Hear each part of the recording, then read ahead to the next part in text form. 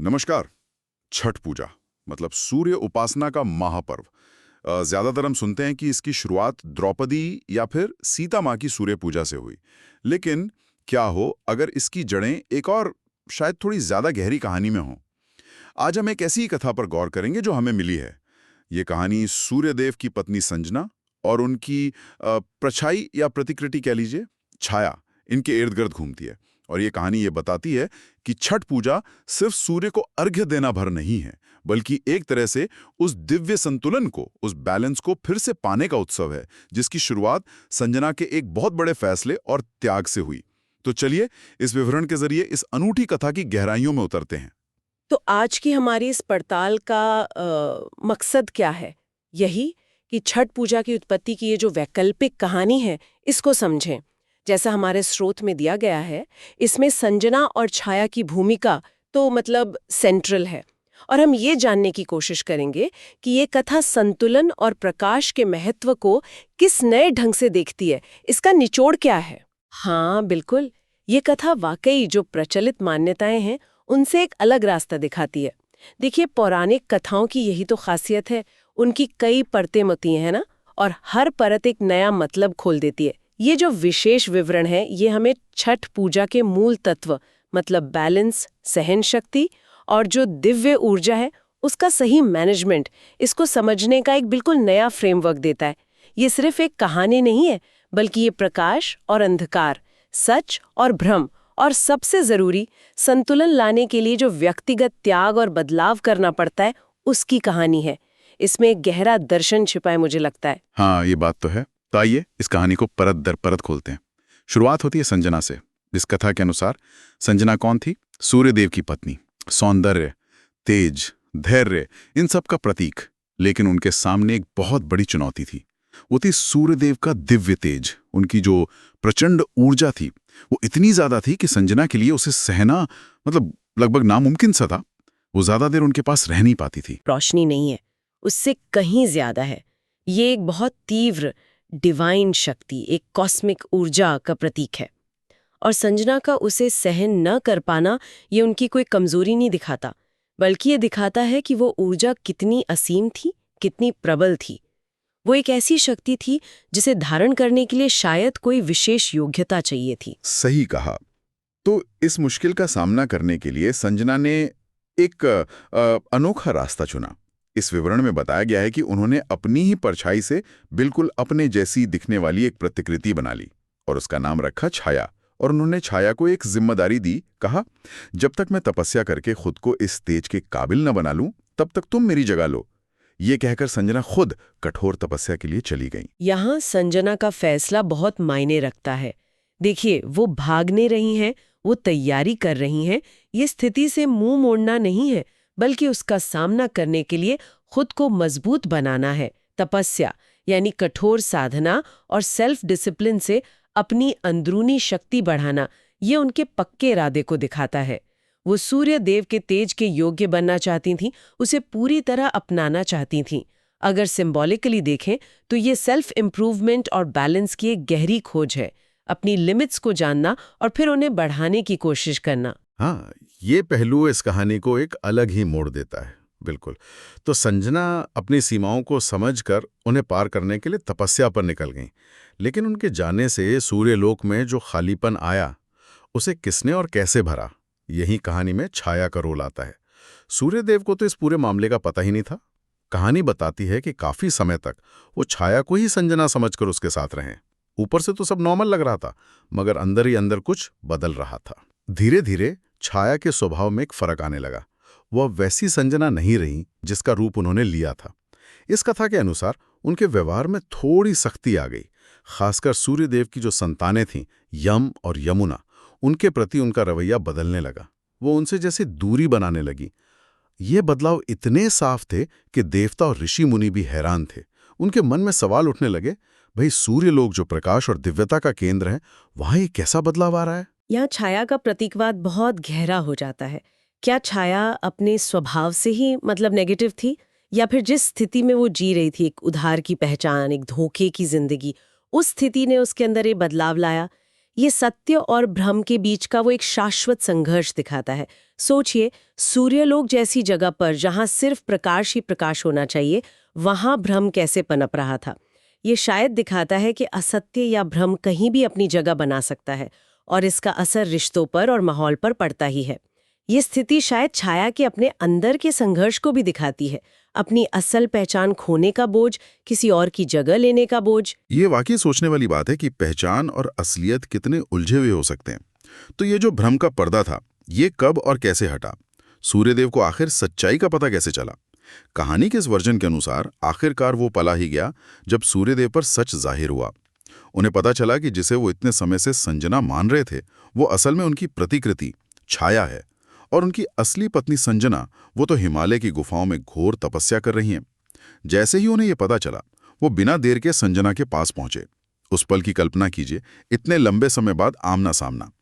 सूर्यदेव के मन में एक स्वाभाविक सवाल था, जैसा इस विवरण में लिखा है, तुमने मुझे इस तरह क्यों छोड़ा? लेकिन संजना का जवाब इस पूरी घटना को एक नया मतलब देता है। उन्होंने कहा, हे देव, मैं आपके तेज से भागी नहीं थी, मैं तो खुद को उसके काबिल बनाने गई थी। हाँ, संजना का ये जवाब पूरी स्थिति की परिभाषा ही बदल देता है। उनका जाना पलायन नहीं था, तैयारी थी। वो सूर्यदेव की शक्ति का सम्मान करती थी, पर उसे पूरी तरह अपनाने के लिए उन्हें खुद को बदलना जरूरी लगा। और ये सुनकर सूर्यदेव की प्रतिक्रिया भी उतनी ही अहम और गहरी है। ये सिर्फ एक पर्सनल मामला नहीं रह गया था अब। हाँ, कहानी का ये पहलू सामने आता है कि संजना की बात सुनकर, उनकी तपस्या और उनके इरादे की गहराई को समझकर सूर्यदेव ने एक बहुत बड़ा फैसला लिया। उन्होंने अपनी इच्छा से अपने प्रचंड तेज को कुछ कम करने का निश्चय किया।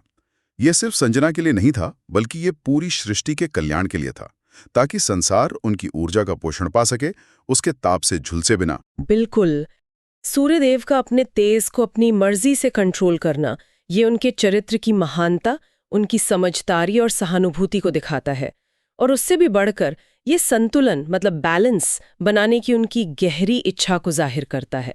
ये दिखाता है कि असली शक्ति सिर्फ प्रचंड होने में नहीं है, बल्कि नियंत्रित, संतुलित और जीवन देने वाली होने में है। उन्होंने अपनी अपार ऊर्जा को विनाशकारी होने से बचाकर कल्याणकारी बनाया। ये दिव्य ऊर्जा की मैनेजमेंट का, उसके संतुलन का एक बेहतरीन उदाहरण है।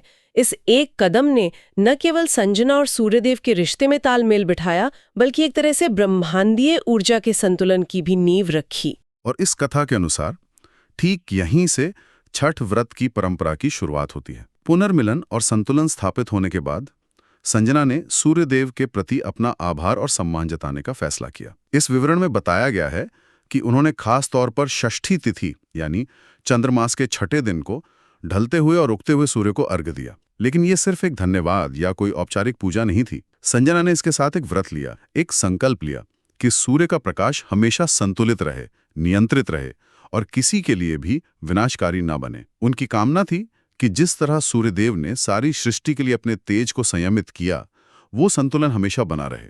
ये एक तरह से उस संतुलन को बनाए रखने की प्रार्थना थी। और देखिए कैसे संजना के इस काम और छठ पूजा के जो मुख्य अनुष्ठान हैं, उनमें सीधा कनेक्शन नजर आता है।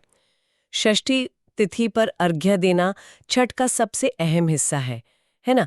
और संजना का संतुलन बनाए रखने का व्रत लेना, ये इस कहानी के मर्म को, इसके मूल संदेश को उजागर करता है। छठ पूजा में प्रकृति और जीवन में संतुलन की कामना ही तो केंद्र में होती है। सूर्य देव संजना की इस तपस्या, उनके संकल्प और उनकी भावना से इतने खुश हुए कि उन्होंने उन्हें और पूरी मानव जाति को एक वरदान दिया। हाँ, इस कथा में बताया गया है कि सूर्यदेव ने वरदान दिया, जो भी स्त्री पुरुष इस षष्ठी तिथि को पूरी श्रद्धा से व्रत रखेगा और मुझे अर्घ्य देगा, उसके जीवन में हमेशा संतुलन, प्रकाश, स्वास्थ्य और समृद्धि बनी रहेगी। तो इस वर्जन के अनुसार संजना के इसी व्रत और सूर्यदेव के इसी वरदान से छठ पूजा की शुरुआत हुई। तो आप देखिए, ये उत्पत्ति कथा छठ पूजा के उद्देश्य को कितनी गहराई देती है। ये सिर्फ सूर्यदेव की पूजा या उनसे सांसारिक चीजें मांगने तक ही सीमित नहीं रह जाती। ये ब्रह्मांडीय संतुलन को बनाए रखने में एक एक्टिव, सचेत भागीदारी का प्रतीक बन जाती है। जब व्रती इतने कठिन नियमों का पालन करते हुए पानी में खड़े होकर अर्घ्य देते हैं, तो वो अनजाने में ही सही न केवल सूर्यदेव की शक्ति को प्रणाम कर रहे होते हैं, बल्कि उस संतुलन, उस नियंत्रण और उस जीवन देने वाली ऊर्जा का भी सम्मान कर रहे होते हैं जिसे संजना की तपस्या और सूर्यदेव की समझदारी ने मुमकिन बनाया था। षष्ठी तिथि का महत्व भी इससे और ज्यादा साफ हो जाता है। ये महज एक तारीख नहीं, बल्कि संतुलन की दोबारा स्थापना का दिन है। बिल्कुल। तो अगर हम इस पूरी चर्चा का सार निकालें, इस वैकल्पिक कथा के आईने में देखें, तो छठ पूजा सिर्फ सूर्य की आराधना का पर्व नहीं है। ये उस दिव्य स्त्री संजना की कहानी भी है, जिसने न केवल एक असहनीय तेज का सामना करने का साहस दिखाया, बल्कि उसे सबके लिए कल्याणकारी बनाने में एक अहम भूमिका निभाई। उसने एक संभावित विनाशकारी शक्ति को जीवन के स्रोत में बदलने का रास्ता खोला। और जब हम इसे आज मनाए जाने वाले छठ व्रत से जोड़कर देखते हैं, तो इसका मतलब और भी गहरा हो जाता है। जैसे कि इस स्रोत में कहा गया है, जब कोई छठ व्रत करता है तो वह केवल सूर्य को नहीं, बल्कि संतुलन, सहनशीलता और जीवन की ऊर्जा के सिद्धांतों को प्रणाम करता है। वो कठिन उपवास, पानी में घंटों खड़े रहना, डूबते और उगते सूर्य को अर्घ्य देना, ये सब कहीं ना कहीं उसी दिव्य संतुलन, उसी सहन शक्ति और उसी जीवन ऊर्जा के प्रति सम्मान दिखाने का जरिया बन जाते हैं, जिनकी कहानी संजना और सूर्यदेव से जुड़ी है। इस स्रोत की आखिरी लाइन इस भाव को बहुत खूबसूरती से बताती है। इसलिए कहते हैं, छठ सिर्फ पूजा नहीं, प्रकाश के साथ प्रेम का व्रत है। ये प्रेम सिर्फ भक्ति का नहीं, बल्कि संतुलन और तालमेल बनाए रखने की जिम्मेदारी का भी है। ये वाकई एक बहुत गहरा और सुंदर विचार है, और ये हमें कई सवाल सोचने पर मजबूर करता है। जैसे छठ की उत्पत्ति की इस कहानी को जानने के बाद इसके जो कठिन अनुष्ठान हैं, जैसे लंबा उपवास, पानी में खड़े होकर अर्घ्य देना, इनके प्रति हमारा नजरिया कैसे बदल सकता है? क्या ये महज परंपराएं हैं, या इनमें संजना की सहनशीलता और संतुलन स्थापित करने की जो तपस्या थी, उसका कोई प्रतिबिंब छिपा है? क्या ये हमें याद दिलाते हैं कि दिव्य कृपा पाने से पहले खुद को उसके योग्य बनाना होता है? और इससे भी आगे बढ़कर संजना और छाया की ये कहानी पहचान, भ्रम, असलियत, त्याग और संतुलन जैसे जो मुश्किल मानवीय विषय हैं, उन पर क्या रोशनी डालती है? ये विषय सिर्फ पौराणिक कथाओं तक ही सीमित नहीं है, ये हमारे रोजमर्रा के जीवन में भी उतने ही प्रासंगिक हैं, है ना? ये कहानी हमें अपने अंदर और बाहर की शक्तियों, मतलब प्रकाश और छाया, ऊर्जा और नियंत्रण, रूप और सार, इनके बीच के नाजुक संतुलन पर विचार करने के लिए प्रेरित करती है। ये हमें एक नया लेंस देती है ये देखने के लिए कि हम अपने जीवन में ऊर्जाओं को कैसे साधते हैं, सच को भ्रम से कैसे अलग करते हैं और अपनी जिम्मेदारियों को कैसे निभाते हैं। ये सोचने के लिए एक खुला आकाश